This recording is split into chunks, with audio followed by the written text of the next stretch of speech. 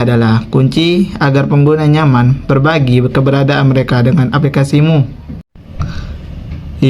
Sensor and haptics, yaitu D6 Sensi.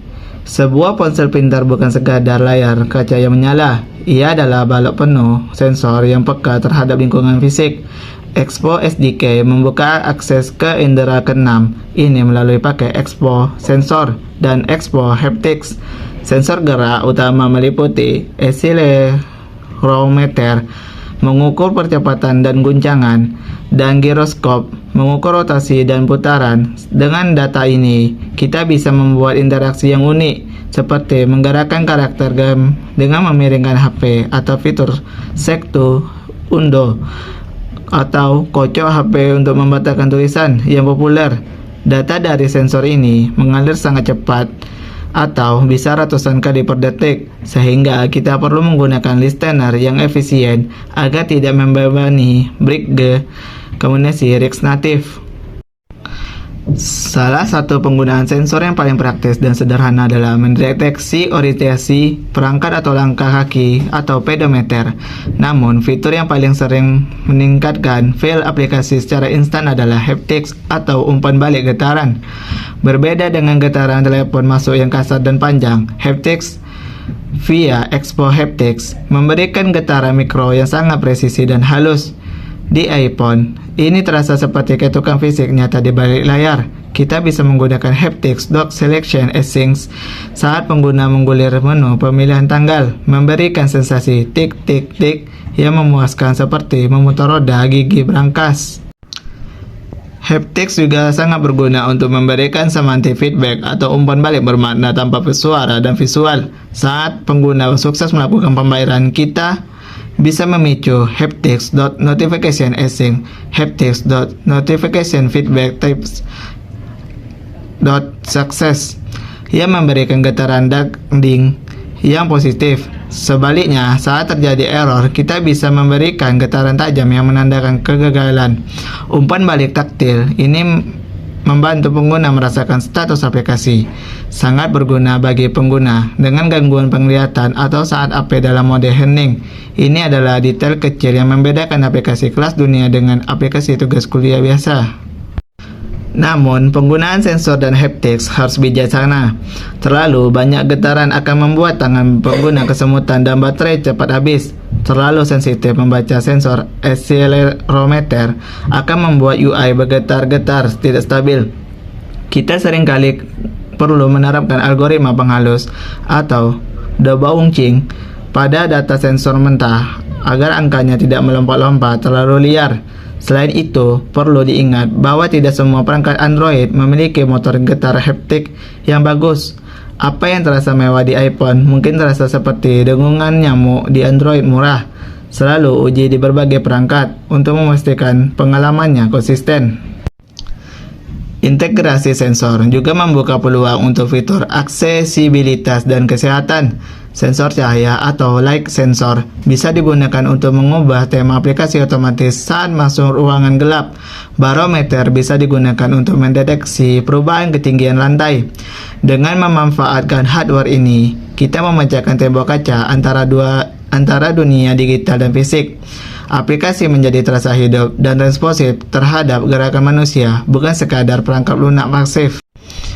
Sebagai penutup bab ini, kita telah belajar bahwa Expo SDK memberikan kita kunci ke gudang senjata natif tanpa harus menjadi ahli senjata natif. Mulai dari mata atau kamera, telinga atau mikrofon, orientasi atau kompas, hingga rasa atau haptics, semuanya tersedia di ujung jari JavaScript kita.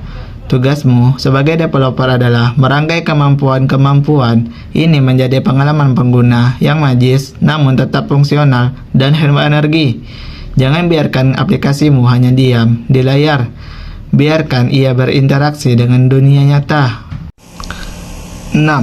Integrasi keislaman, yaitu The Trust of Sense. Dalam bab 11, kita mempelajari cara mengakses indera dari sebuah smartphone. HP bukan lagi benda mati. Ia bisa melihat seperti kamera, mendengar atau mikrofon, merasa atau haptics, dan mengetahui posisi atau GPS. Kemampuan ini memberikan power yang besar, namun juga tanggung jawab yang berat mengenai bagaimana data tersebut digunakan. 1. Permission dan adab istizan atau meminta izin. Di RIX Native, kita tidak bisa sembarangan menyalakan kamera atau melacak lokasi pengguna tanpa izin. Kita wajib melakukan request permission. Jika pengguna menolak, kita harus menghormati keputusan itu.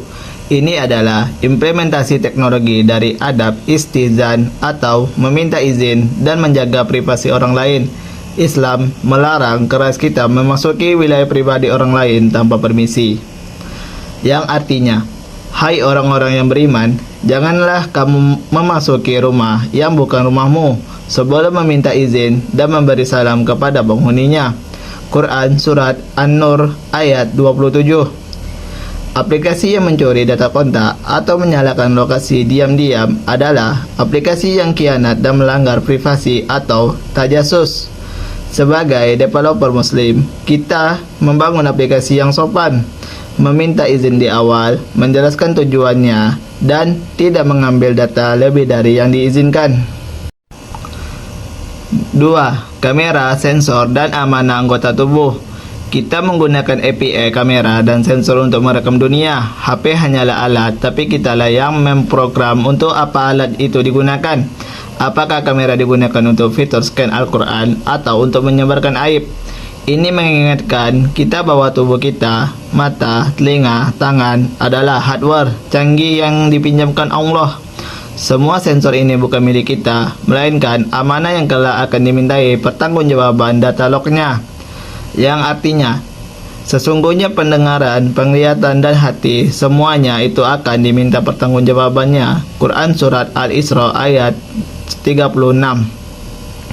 Saat kita coding fitur kamera atau audio, niatkan untuk kebaikan. Jangan membuat fitur yang mempermudah kemaksiatan seperti aplikasi deepfake atau pengindai, karena developer akan mendapatkan aliran dosanya atau jariah dosa selama fitur itu dipakai untuk keburukan.